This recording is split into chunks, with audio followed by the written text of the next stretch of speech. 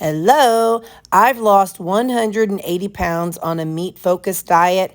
My weight creeps up from time to time, and right now I'm in the middle of a carnivore-ish reset. All right, y'all, let's step on this scale and see what we got. We're back up 3 pounds, but we know we ate out 3 times this week, and so, it ain't always how we want it to be. Sometimes we have good weeks, sometimes we have bad weeks, and that's how it is. Weight loss is not just a straight down arrow. It is up and down, kind of like saw. Like a saw. That's how it is for me. Hello, I know you saw that scale. That's all right. Not every day is going to be a loss, or not every week's going to be a loss, and that's okay. You know what? We're human, and our body's doing things that we don't know about.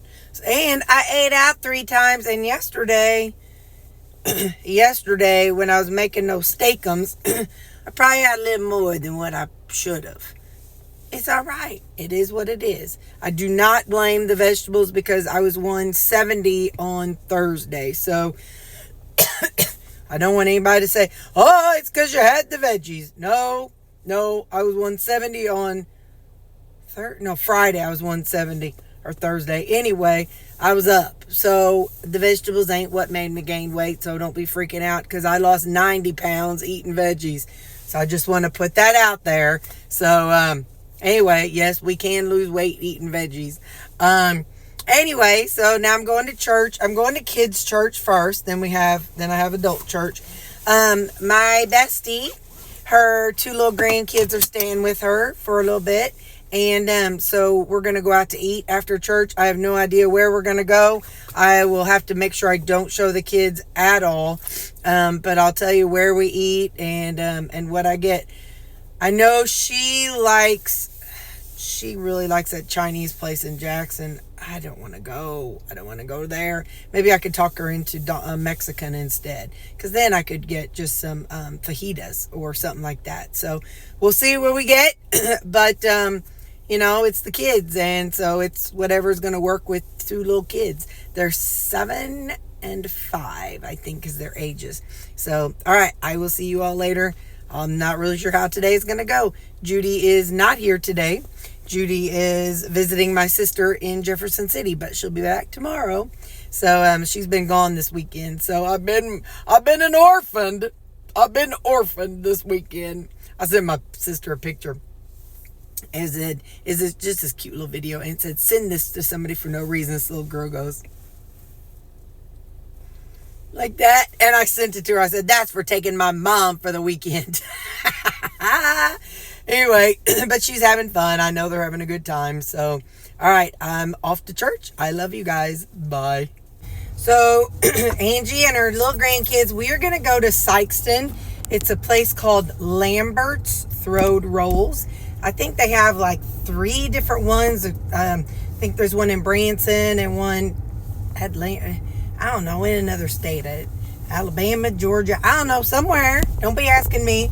I've taken you all there before, but you order your food, and then they have all these, quote, pass-arounds. So it's things like okra, fried potatoes, tomato noodles. So it's all these different things that are like very country focused. So, and then they throw rolls. I don't ever eat the rolls. I might take a piece or a bite of one or something, but they throw them. So I will show you all what I see. Anyway, but yeah, that's where we're going. And, like I said, I'm gonna have to be careful. I don't want to show her kids or anything. I'll show other people catching the rolls and stuff. But anyway, so it's just fun. It's a amazing food and amazing time. And, yeah, so all right, I'm about to get out of the church parking lot, so I'm going to let you all go now. But I'll see you at Lambert's. Because, There it is, guys. Lambert's is where we're at. There's a sign up by a big windmill. So, Lambert's Throwed Roll Cafe. They're on number 281, and we are 330 something. I'm going to take a look. 282, 284. 287, 288, and 289. 282 through 289. You know I love me some bread and butter pickles. Guarantee you sugar's 6 carbs. Yeah. Yeah, we're not used. Okay. I'm gonna walk through though. Oh, I don't know. Let's go. Paint torch, they had red dump. They had a big stick.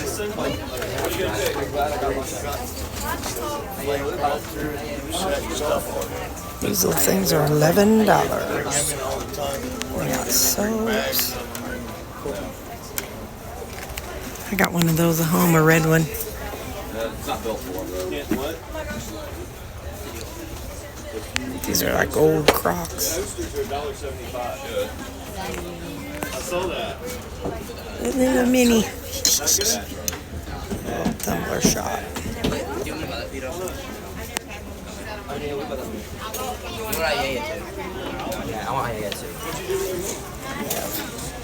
Those. Sorry, no faces, no faces. They have shirts, and I got a red one of those too. Hot buns. So they're going to be throwing rolls at us. Oh, I got a green one of those. Can you say hoarder? I don't know. Anyway, so we're going to be eating. Like I said, they're on 200 and something, and we're 331. Nona Grace was at a country store the other day, and that's what this reminds me of.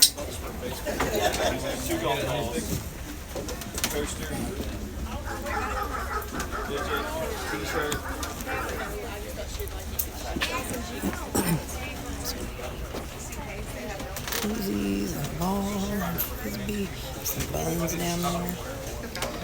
And they have a look, this image of the guy who created this place.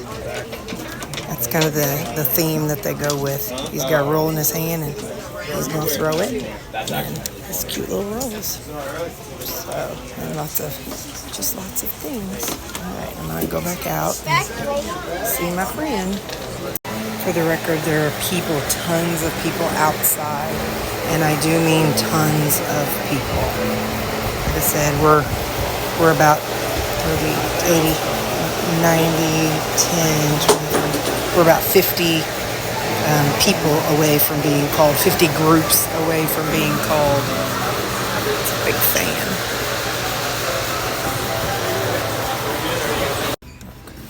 Old-fashioned peppermints. Ready to see? Wow. Isn't that cute? Lots of license plates, old pictures, license plates. There's an old car. Old. No, you're fine. You're fine. Old phone booth. Barbecue Hog jaw meatloaf, and pork steak. I wonder if I can get the pork steak with no barbecue sauce. I'll get that. If not, I'm gonna get the hog jaw. And then where's my sides? All down there. That's all the sides down there. So I'll see what I get and I'll show you when it comes. So they got some rolls. And then you get a basket of butter and all these things up here. And these are our drinks. Got water in there. It's like a crack on mine. But anyway, so now they're coming around with stuff. This young lady has, no, you're good. She has macaroni and tomatoes. He's right behind me. sort of, or apple butter. Ooh, I want one of each. You guys want apple butter on yours? You say that usually these guys are like baseball players.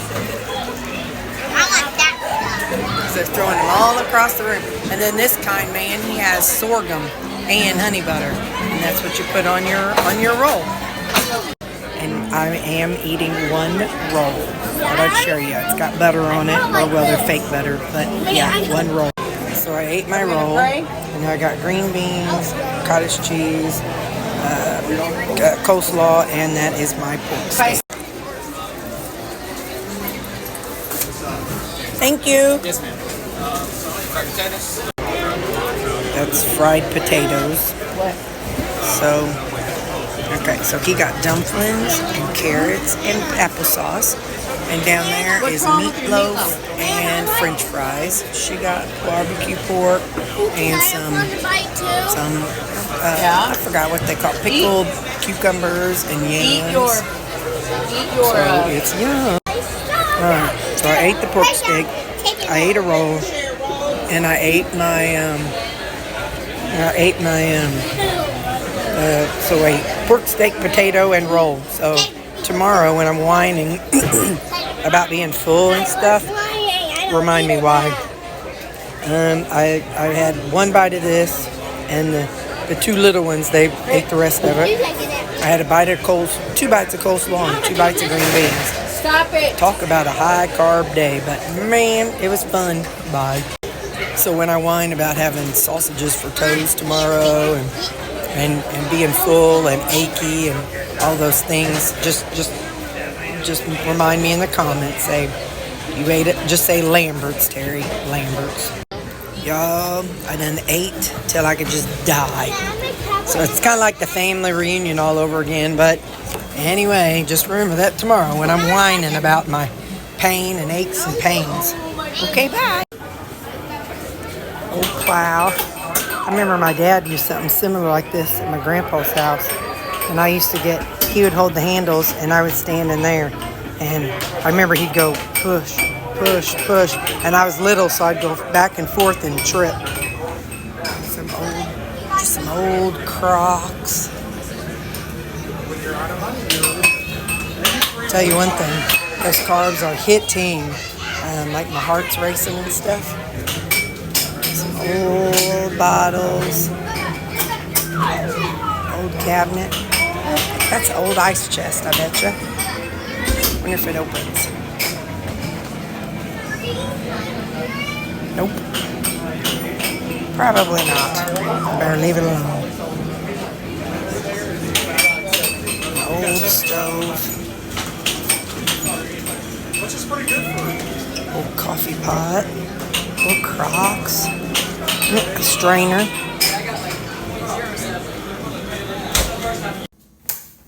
Hi. I'm going to talk about church, and then later on, I just feel awful. Awful. Awful. I did it to myself, so do not. You know, I remember I used to watch various people as they were on their weight loss journeys, or they were reaching maintenance, and the person would be trying to lose a little bit weight or something. And I remember watching them, and they'd be doing something like eating a whole bunch of like bars, like granola bars or those Built bars or whatever bars.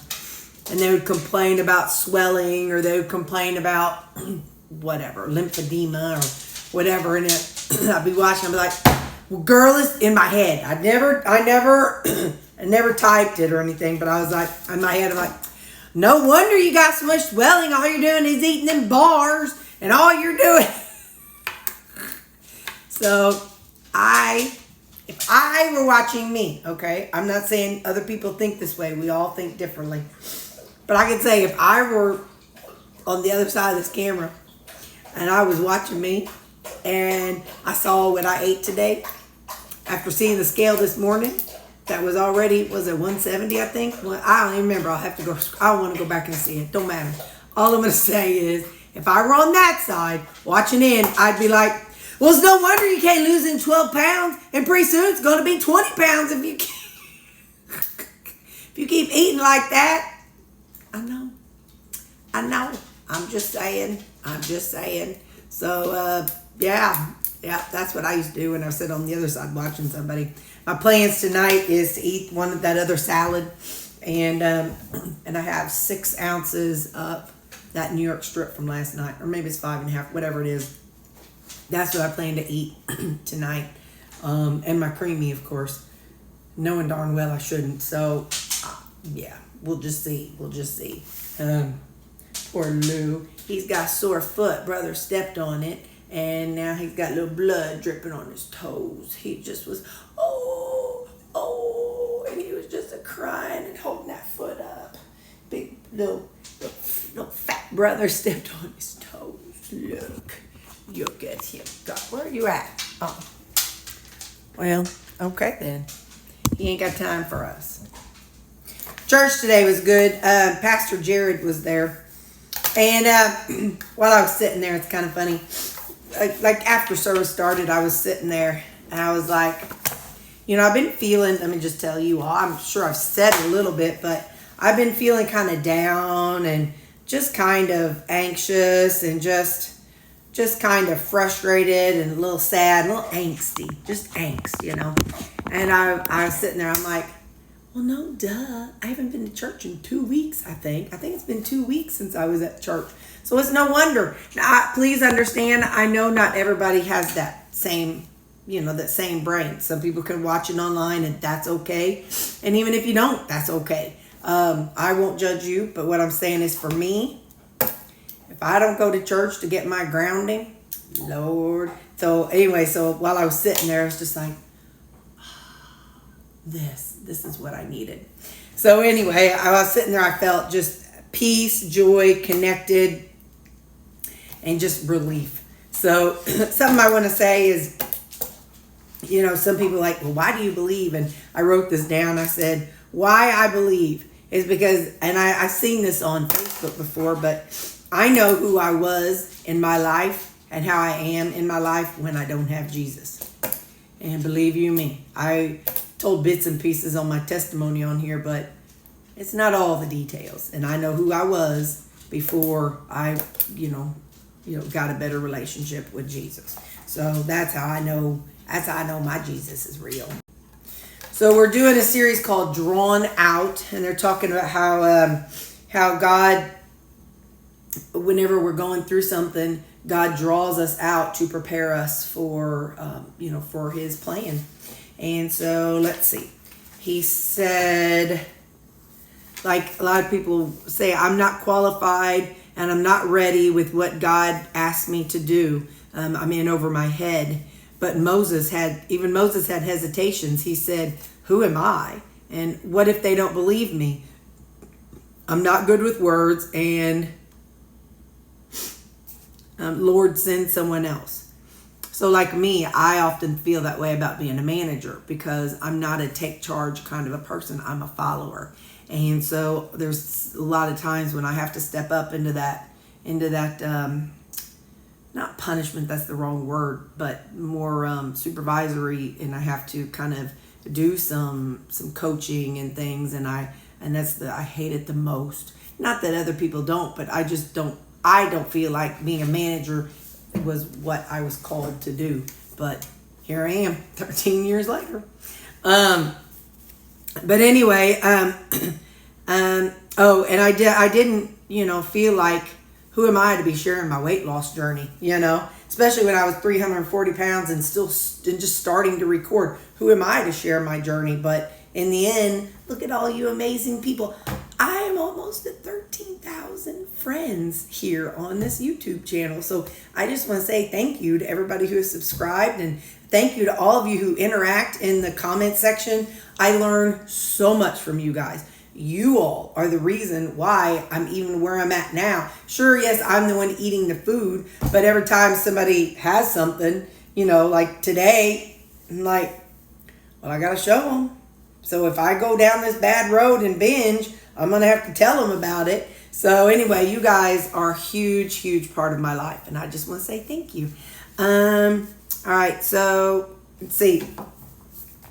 We may not meet God the same way as Moses in a burning bush, but we also still give excuses to the same God. Right, I keep moving myself. And so he talks about how do we get through these thoughts and doubts about God's plan? Number one, we have to remember that our destiny is dependent on God's anointing, not our abilities. When we are called to do it, God is with us and has our backs, and God has a plan. Like in Exodus 7, verse 1, 5, and 7. The Lord answered Moses, "See, I have made you like God to Pharaoh, and Aaron your brother will be your prophet. The Egyptians will know that I am the Lord when I stretched out my hand against Egypt and bring out the Israelites from among them. Moses was 80 years old and Aaron was 83 when they spoke to Pharaoh. I'm like, man, that's like my mama. That cute little Judy. I can't picture her. Well, I can't picture her saying, now, Pharaoh, you need to get it together. I can picture my mama doing that. Let's see. So God does not need our abilities. God needs our heart.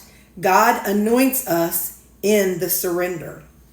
And so our obedience makes space for God's power. Then Exodus 7, 2-3 and verse 6. You must say whatever I command you. Then Aaron, your brother, must declare it to Pharaoh, so that he will let the Israelites go from his land. But I will harden Pharaoh's heart and multiply my signs and wonders in the land of Egypt. So Moses and Aaron did this, and they did just as the Lord commanded them. Talked about they were still scary. He said it was still scary to tell a king what to do. You know, they were going in to tell a king what to do. Of course, that was pretty scary. Then C. I didn't. Oh, Exodus 7, 8-13. I just kind of paraphrased. That's whenever God sent the flies, and they came only around the Egyptians, so they were not around the Israelites, because God protected his people, and he wanted to set an example. And I didn't realize this, but he said that some Egyptians went with Moses and the Israelites whenever they left, because they saw that God was God, and they're like, they saw what our God can do. And so they went from a bunch of gods to believing in the God. So he had told him to hold his staff out, hold the staff out, and it turned into a snake. And the magicians did the same, but Aaron's staff swallowed their staff. So God still won. Like when they do, he told them, when they do this, you're going to do this. So God knew what would happen, but we don't know what's going to happen. So we just have to follow God and know that God's going to make something greater happen. So God didn't give the details to them, so we act in faith. And then I tried to take a picture, but it wasn't clear. I didn't realize this. The 10 plagues that they sent, hang on. It was this really cool graph. And so each plague, there was a god for. So there was a god, when he sent the frogs, there was a god about frogs, or had a frog's head or something. And then a god of flies and a god of just all the different things. And so, like Pastor was saying, that God was proving that he's God over all of the different gods. So it's really neat, because it was like what God did, what their God, what their Egyptian God was this kind of what they thought about their Egyptian God, and then how our God defeated him. It's really, really cool. If I could find it online somewhere, I'll show you. I found a picture of it, but you're definitely going to want to pause, because there's a lot of information on here. But it compares the Egyptian deity versus the plague and God. So, let's see, that's what I just said. So we have to remember that God, yes, God is the God of our past. He's the God of our future, but he's the God of the present, like today. And I put on there, I needed this. So God is with me today, and God is in my heart today. I just have to open my mind and keep seeing him. So the anointing sets us apart. And then Exodus 8, 22-23. But on that day, I will give special treatment to the land of Goshen, where my people are living. No flies will be there. This way, you will know that I, the Lord, am in the land. I will make a distinction between my people and your people. The sign will take place tomorrow. So that was whenever, God kept the flies away from the Israelites. We are called to live a better life than we once were. D1. You can't carry God's authority without also carrying his character. So if we don't seek God, he can't operate how he needs to. And the Bible says, abide in me. Apart from me, you cannot bear fruit. And we're supposed to live day in and day out for God. We're supposed to seek God. God will use our calling to reveal his mercy. It's easy to feel seen and wanted by God, but we must show his mercy to everyone. Like sometimes, when we're feeling like, oh, I'm here I'm a child of God. It's easy in those moments to feel seen by God and know that we're a child of God, but we also need to take that to others and show mercy.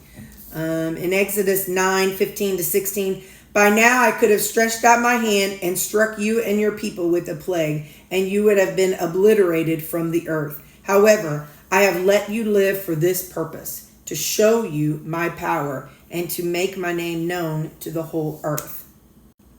Pastor was saying that God wanted them to live because, the Egyptians were carrying on. The ones who stayed were able to tell the others, like, watch out for them Israelites, man. Their God is a whole lot different than ours.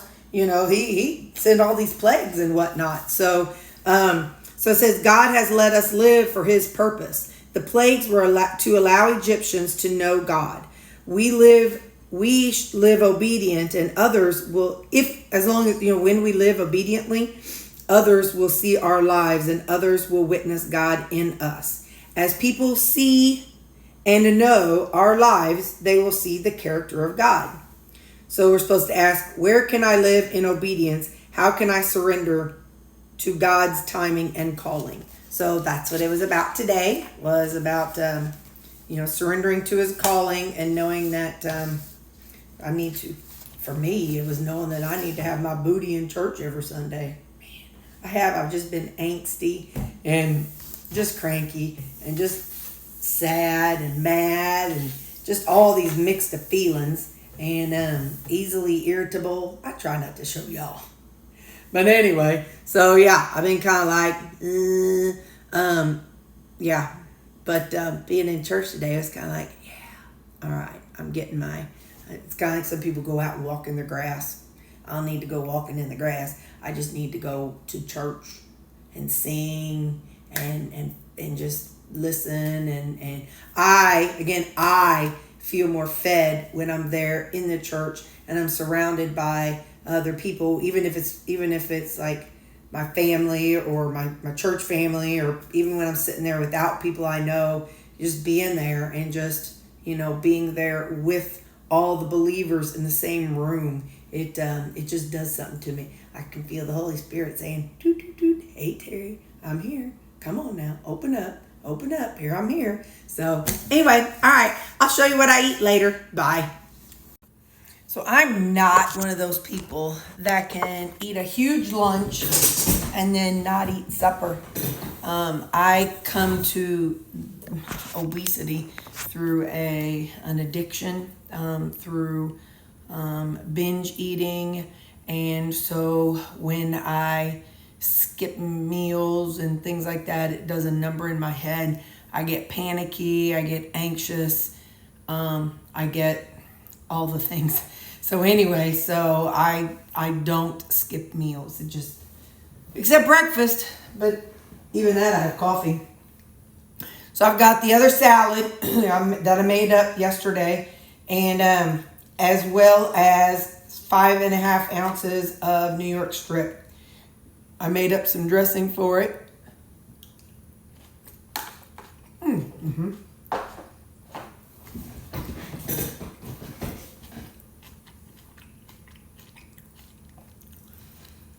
For the dressing, I used some Polynesian dipping sauce, a big old spoonful of yogurt, Greek yogurt, about a teaspoon of mustard, and then I watered it down with water. I put a splash of pickle juice in it. So that's how I made my salad dressing. And then I put some seasonings on it. But yeah, so I'm having a New York strip steak salad.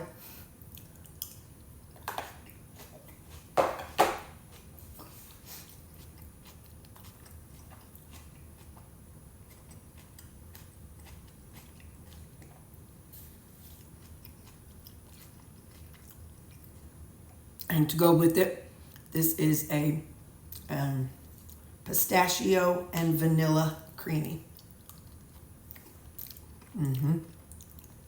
So that's going to be my supper.